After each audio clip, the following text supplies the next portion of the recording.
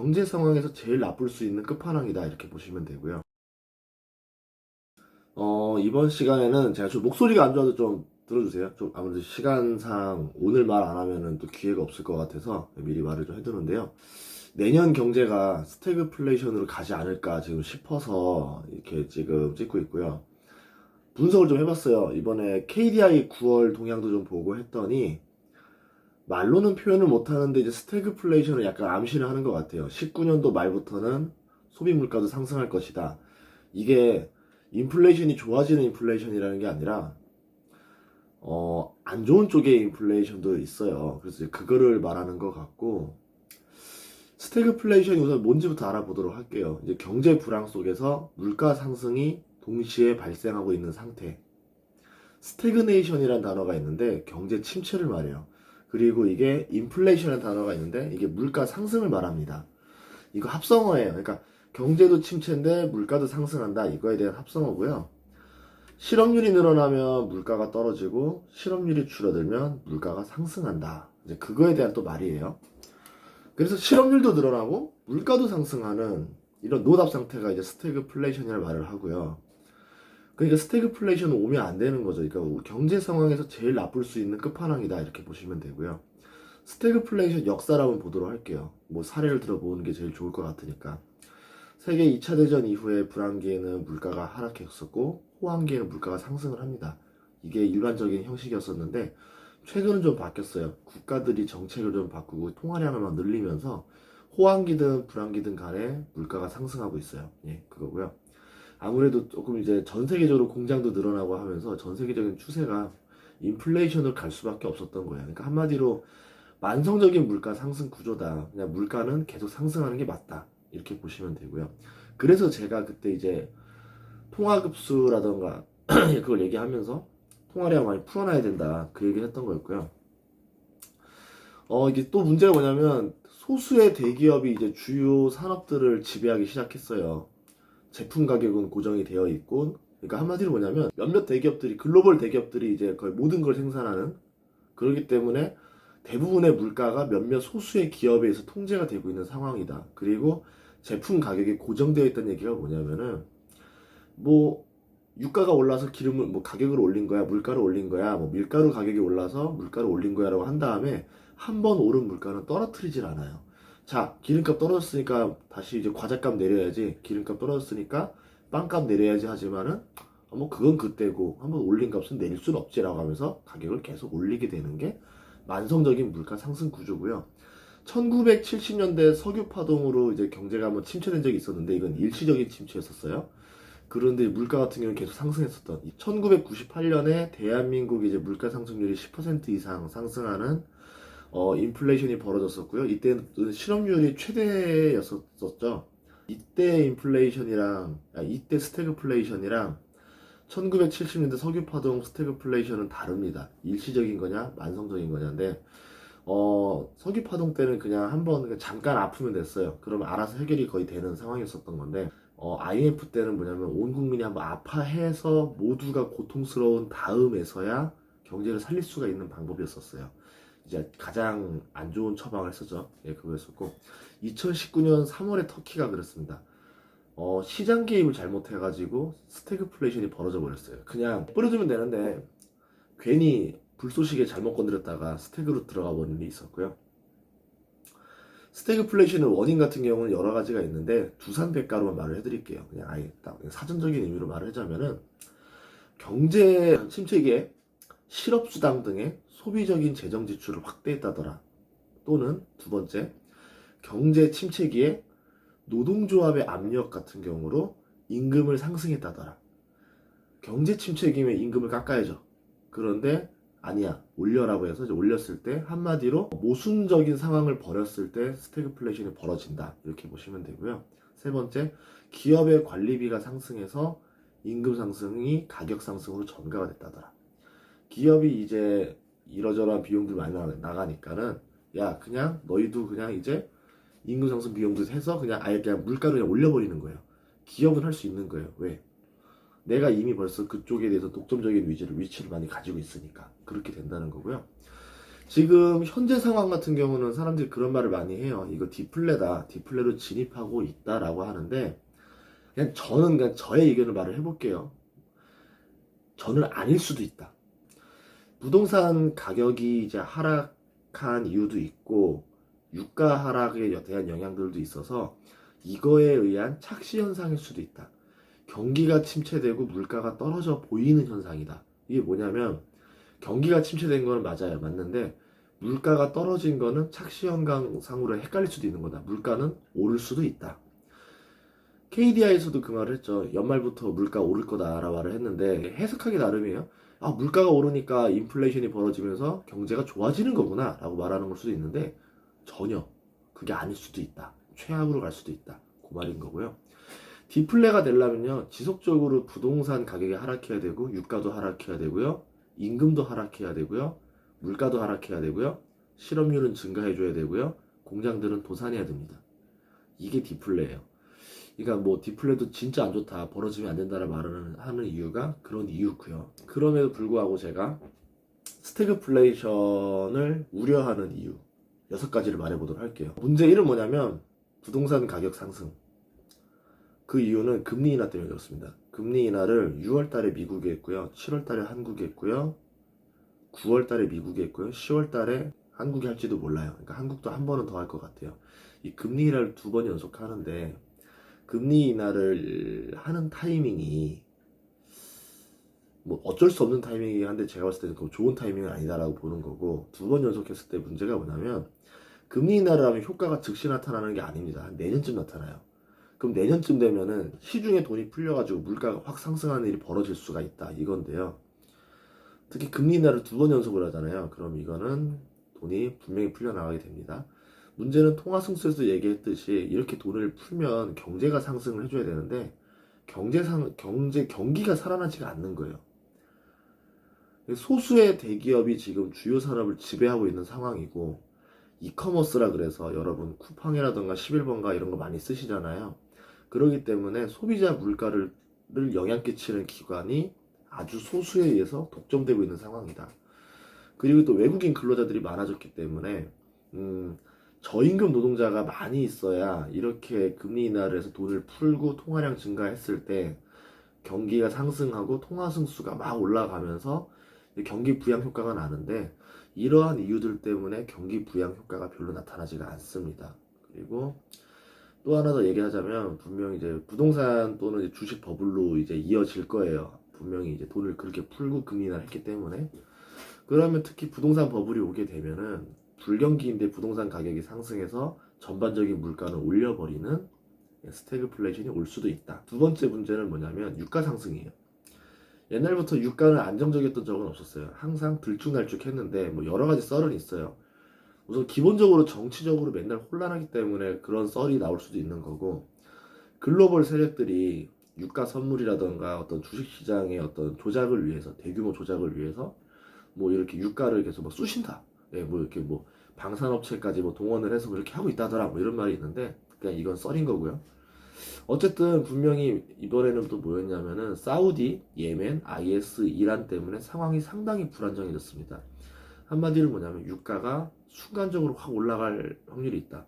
그러니까 오일 쇼크 같이 또 단기적인 충격을 줄 수 있는 여지가 많이 상승해졌다 이거였고요.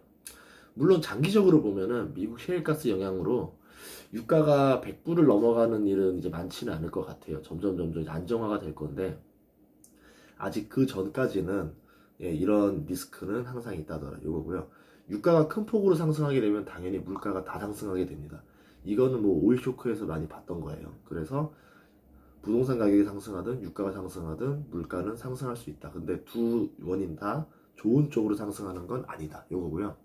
3번째는 이제 임금 상승이에요. 작년에 임금 상승률이 어마어마했었죠. 2자릿수대가 넘어가면서 휴유증이 좀 발생을 했어요. 그게 이제 올해라고 보는 거고, 그래서인지 이제 올해 같은 경우는 이제 내년 임금 상승률을 이제 별로 이제 이렇게 많이 올리지 않기로 해가지고 낮추기로 했는데, 대신에 임금 상승률을 낮춘 대신에 세제 혜택을 많이 줄였고요.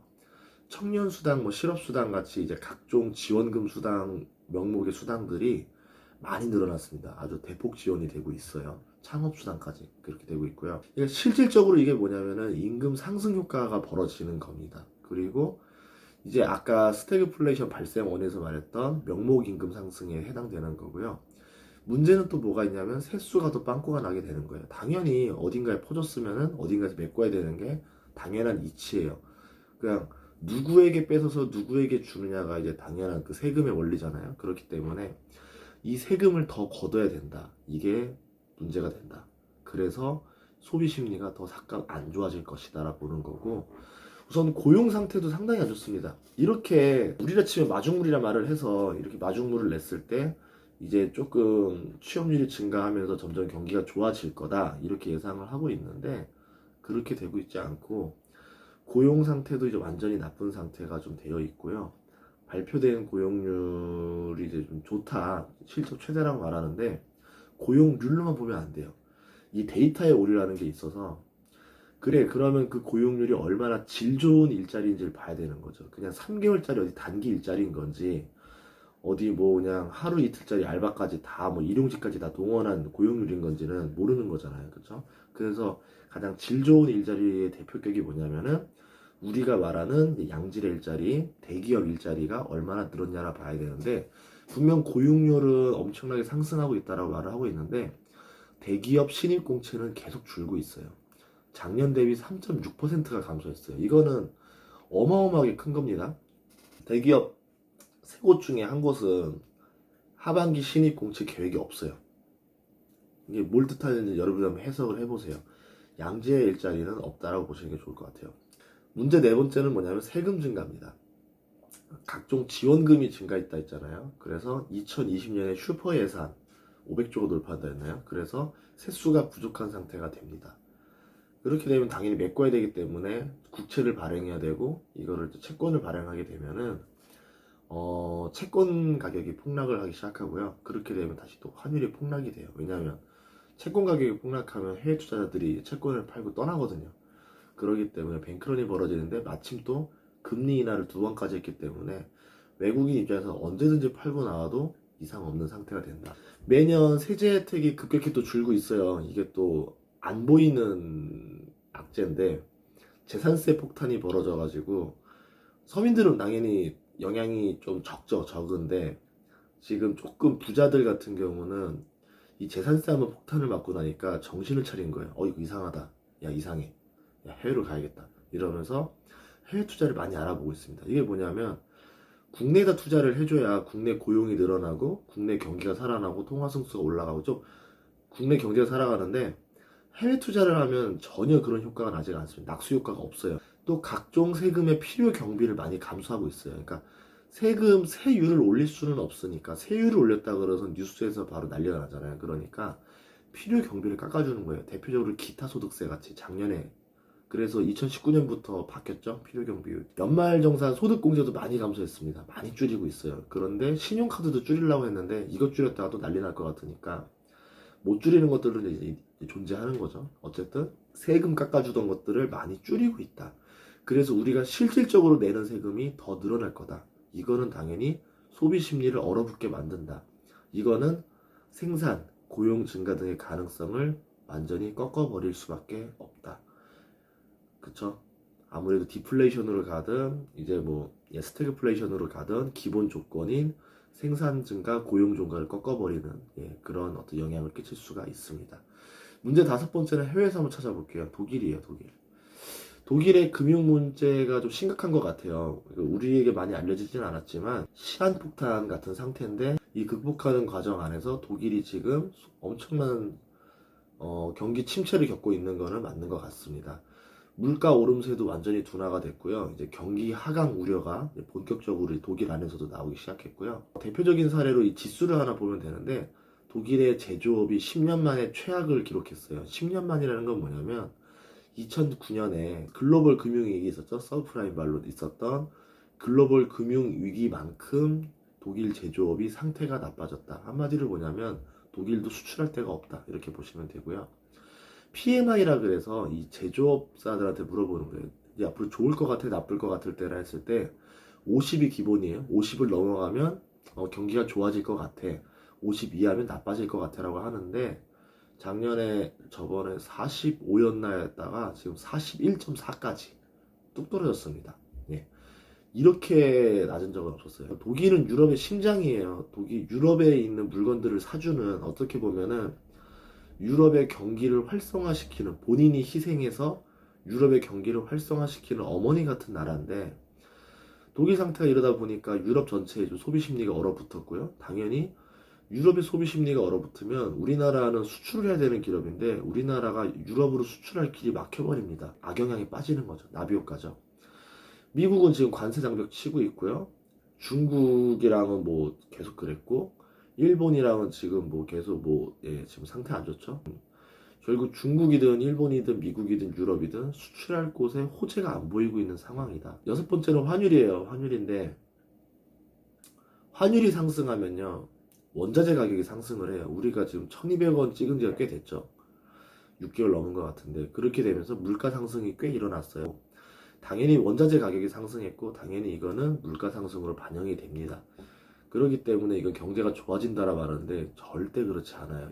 고용이 늘고 실업률이 떨어지면서 일할 사람이 부족해서 임금이 늘어나는 형상, 그리고 이 경기가 좋아져서 과열이 되는 상태에서 벌어지는 어떤 그런 게 아니라 그냥 이거는 외부적인 영향으로 되는 거기 때문에 전혀 어떤 고용 효과가 발생하지 않는 물가 상승이다, 이렇게 보시면 되고요. 세수 부담으로 대규모 채권을 이제 발행하게 할 수밖에 없습니다. 그러면 채권이 당연히 폭락을 하고, 그래서 우리를 원달러 환율은 상승하는, 우리가 알고 있는 1200이 넘어서 뭐 1300, 1400도 할 수 있는 연쇄 효과가 여전히 남아있다. 문제는 환율이 낮아질 여건이 안 보여요. 환율이 낮아져야 이런 원자재 가격 상승이라도 좀 막아볼 수가 있는데, 지금 콩, 대두, 농산물이라던가 원자재 가격들은 최저 가격입니다. 그래서 지금 환율이 올라간 상태지만 원자재 가격이 워낙 낮은 상태라 지금 영향이 없어 보이지만, 만약에 원자재 가격마저 상승을 해버리면은 엄청난 쇼크가 올 수도 있다. 지금 환율이 낮아질 수 있는 방법은, 유일한 방법은 하나밖에 없어요. 미국이 경제적인 힘을 잃어서 달러 가치가 떨어지는 방식밖에 없습니다. 그 외에는 환율이 낮아질 여건이 없다. 상황을 결론을 내면은, 인플레이션도 좋은 게 있고 나쁜 인플레이션이 있듯이 이제 뭐 디플레이션도 좋은 게 있고 나쁜 게 있고 그렇다는데, 디플레이션이 지금은 나쁜 디플레이션으로도 볼 수 있는 형 상태고요. 이제 인플레가 올 연말에서 내년에 벌어지기 시작하는데, 그 인플레는 질이 나쁜 인플레다. 이 두 개를 합쳤을 때 물가가 폭등하게 되는 건데, 디플레보다 훨씬 나쁜 스태그플레이션이 올 것 같다, 이렇게 보고 있는 거고요. 그럼 스태그플레이션에는 어떤 투자를 해야 되냐, 이거에 대해서 궁금증이 있으실 것 같은데, 이거를 다음번에 끊어서 갈까요? 지금 갈까요? 지금 갈까요? 한 번에 갈게요. 디플레이션 투자는 현금이 짱이에요. 이게 제가 이거 오늘 방송하는 이유 중에 뭐냐면, 디플레이션이 온다라는 이제 다른 유튜버들 글이 워낙 많아서 아마도 디플레이션에 세팅해서 투자하신 분들이 많을 것 같은데, 스태그플레이션이면 디플레이션 쪽으로 투자했던 사람들 다 엿먹는 거예요. 완전히 뒤집어집니다. 그래서 지금 미리 혹시나 대비하라고 이 영상을 하는 거고요. 디플레이션에서는 무조건 현금이 짱이에요. 달러가 짱이고, 금은 약간 좋은 상태고, 빚은 최악이고요. 왜?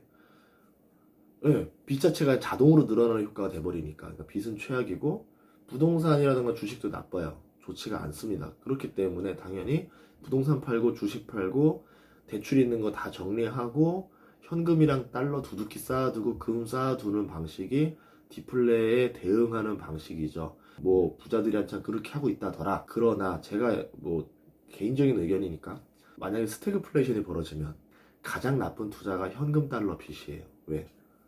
물가가 폭등을 해버리니까 현금 가진 사람은 바보 되는 거죠. 그렇죠? 그냥 나쁜 투자는 뭐냐면 주식이에요. 왜? 기업들이 이제 줄도산을 할 거니까. 그렇죠? 중간 투자, 이거는 부동산이랑 금입니다. 그래서 금이 좋다는 게 뭐냐면, 디플레도 방어가 되고 스태그도 방어가 되기 때문에 에라 모르겠다, 그냥 이럴 때는 그냥 금 가지고 있는 게 낫다, 이렇게 말했던 거고요. 좋은 투자는 없어요. 좋은 투자는 딱히 없습니다. 이게 스태그플레이션의 무서운 점이다. 스태그플레이션의 해결책은 딱히 없습니다. 약은 없어요. 만약에 제가 경제 정책자라면 할 수 있는 방식은 하나밖에 없습니다. 다이어트 할 때 뱃살이 가장 안 빠져요. 무슨 운동을 해도. 그럼 저는 근육을 키우러 왔는데요라 했을 때, 너 뱃살이 이렇게 잔뜩 나온 상태로 근육을 키울래라고 했을 때 당연히 키울 수 없잖아요. 그래서 온몸의 지방을 다 태워야 됩니다. 그럴 때는 단백질도 같이 다 빠져요. 싹 다 태우고 나서 근육이고 지방이고 다 태우고 나서 이제 말라깽이가 된 상태에서 다시 단백질을 먹으면서 근력 운동을 하는 것처럼 해야 되거든요. 그러니까 한마디로 완전 리셋을 해야 됩니다. 이게 스태그플레이션에 걸리면 무섭다라는 이유가 경제 자체를 완전히 리셋을 해야 되기 때문에 정부가 이제 온갖 긴축 정책을 벌일 거예요. 물가 상승을 막기 위해서 물가 안정책을 쓸 건데 전혀 물가가 떨어지지 않을 겁니다. 금리 인상할 거예요. 안 통할 거예요 아마. 예. 그렇게 되는 게 이제 내년에 스태그플레이션의 예상인 거고, 기술 개발이라든가 노동 향상성으로 극복을 해라라는 게 이제 사전적인 의미예요. 기술이 개발되면은 새로운 신사업이 벌어지고 그러면 새로운 일자리가 생기고 당연히 노동 향상성이 좋아져서 한 명이 벌어들이는 돈이 500만 원이 되지만 회사는 아직 월급을 200만 원만 주기 때문에 회사가 수익성이 좋아지면서 일자리를 늘리고 건전한 방향으로 바뀔 것이다. 여태까지의 어떤 해결 방법 중에 하나였었던 건데 절대 그렇게 될 수가 없는 이유가 4차 산업이 들어오면서 노동이 필요가 없어졌습니다. 오히려 노동 향상성은 좋아질 수 있겠죠. 하지만 이제 노동이 필요 없어지니까 고용 효과가 안 나는 거예요. 노동 향상성은 좋아질 수 있어도 고용 효과는 사라진다. 노동이 필요가 없다. 당연히 실업률은 더 상승할 수밖에 없다. 공급 비용의 상승으로 인한 경우, 예를 들어서 오일 쇼크, 유가가 갑자기 급등해서 된 경우, 이런 경우는 일회성 충격이기 때문에 물가가 잠깐 올랐다 다시 떨어져요. 그러니까 잠깐만 버티면 된다. 이럴 때는 뭐 하냐면 오히려 과감하게 경기 부양을 해버리는 거예요. 저는 조금 약간 그런 쪽 스타일의 경제학자니까. 과감하게 경기 부양을 해버려서 야, 물가 상승 약간 방치해야 돼요. 이럴 때는 차라리 뭐를 해야 되면 실업률만 잡는 거예요. 실업률 감소에만 신경을 쓰고 물가 상승률 10%까지 방치해버려. 이런 해결 방법이 있다. 그 중에 하나다. 제가 선호하는 방식이다. 이렇게 보시면 되고, 원인이 총수요예요. 총수요. 경기가 좋았어요. 경기가 좋았다가 과열이 된 다음에 장기 조정 과정. 여러분 그 요새 유튜버들이 말하는 지금 디플레이션이다 말하는 게 장기 조정 과정이잖아요. 일본에 지금 잃어버린 20년 이런 상태거든요. 이런 게 원인일 경우는 어떻게 해야 되냐면은 아까 말했던 그 뱃살 태우기 방식을 가야 됩니다. 인플레이션을 강제 진압해야 돼요. 이거는 온 국민이 고통을 싹 받아야 돼요. 뭐냐면 인플레이션을 강제 진압하기 위해서 물가를 어마어마하게 상승하고요. 기업들이 도산을 해야 되고요. 실업률이 어마어마하게 늘어나게 됩니다. 기업이 줄도산을 해야 되니까. 우리 IMF 쇼크가 와야 된다는 얘기예요. 그렇게 돼서 고도의 실업 상태, 엄청나게 높은 실업 상태가 장기간 방치가 돼야 돼요. 그래서 꿈도 희망도 없는 나라를 만든다. 기대 인플레이션이라고 해서 지금 당장 실업률이 많아도 야 조금만 있으면 좋아질 거야 라는 어떤 여론이 형성되면은 물가가 상승하고 싶어하는 그 어떤 잠재적인 꾸물꾸물거림이 있어요. 그거 자체도 짓밟아야 된다고요. 그러니까 경기가 완전히 불황까지 극도로 빠진 상태가 된 다음에 경기 부양책을 써야 됩니다. 그거 정말 그 경기 리셋이라고 하는 거죠. 그러니까 초토화시킨 다음에 다시 리셋, 재건, 이런 방식이라 보는 건데, 스태그플레이션이 벌어진 적이 있어요. 미국이라든가 이런 나라도 있었는데 그때 같은 경우마다 뭐냐면 세계 1차 대전이 벌어지고 세계 2차 대전이 벌어지고 월남전이 벌어지고 이제 뭐 중동 전쟁이 벌어지고 하면서 계속 그걸 극복해 왔는데 지금은 그런 전쟁을 할 수가 없잖아요. 그렇기 때문에 이런 식의 해결 방법이 아니면은 딱히 없는 상황이다. 어쨌든 스태그플레이션에 대해서도 한번 공부를 좀 한번 해보세요. 따르고 한번 공부를 해보시고, 그랬을 때 내 자산이 가장 방어가 될 수 있는 건 어느 쪽인가도 보시고, 그런 의미에서 제가 지금 뭐 국내 투자, 뭐 주식이든 부동산이든 이런 거에 대해서 뭐 어디 투자할까라고 하면 대답을 아예 안 드리는 이유가, 방어적으로 봤을 땐 둘 다 별로 조금 애매해서 디플레인지 스태그인지 애매한 상태이기 때문에도 그렇고, 무조건 현금만 들고 있는 게 짱이에요라고 말했을 때 저도 그거에 대해서 대답도 안 했던 이유가, 디플레이의 경우에는 그게 맞고 스태그일 때 그게 최악이기 때문에 정말 달라질 수 있어서 말을 못하는 거고, 그러면 금이 또 최고냐라고 했을 때 금이 상대적으로 피해를 덜 받는다는 거지 금이 오른다의 또 의미는 아닌 거예요. 그런 것도 있고, 그럼 제일 좋은 거는 뭐냐면은 지금은 이제 어떻게 보면 자금 같은 경우를 안전한 나라에 묻어두는 방식도 나쁘지는 않다. 이렇게 볼 수 있는 거죠. 성장할 수 있는 나라, 혹시 뭐 충격이 오면 우리나라만 충격 오는 거 아니겠죠. 뭐 아시아 전반적으로 같이 올 건데, 단기적으로 잠깐만 충격 오고 다시 상승할 수 있는 나라들, 그런 나라들에 투자하는 것도 나쁘지 않겠다. 이렇게 보는 게 또 하나의 해결 방법일 수도 있습니다. 해결 방법은 여러 가지가 있고 디플레이션인지 스태그플레이션인지에 대해 아직 명확하게 나온 건 아니고 그냥 개인적인 의견으로 우려를 표명하는 거고요. 이거에 대해서 어디에 투자하면 괜찮나요? 이거에 대해서 답변을 달아드릴 수 없다라는 점도 양해 부탁드리고요. 나머지는 제가 또 한번 좀 지금 또 태국 한번 갔다 와서 또 방송을 또 하도록 하겠습니다. 그럼 이걸로 방송을 마치도록 할게요. 감사합니다.